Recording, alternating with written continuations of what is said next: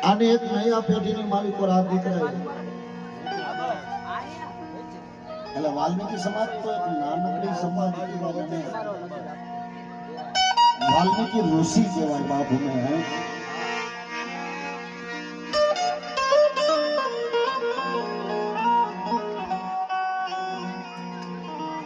પણ હું તો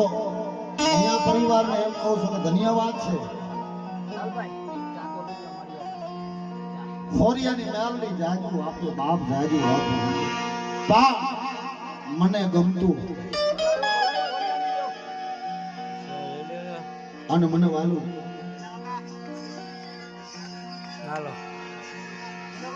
મેલડી મારો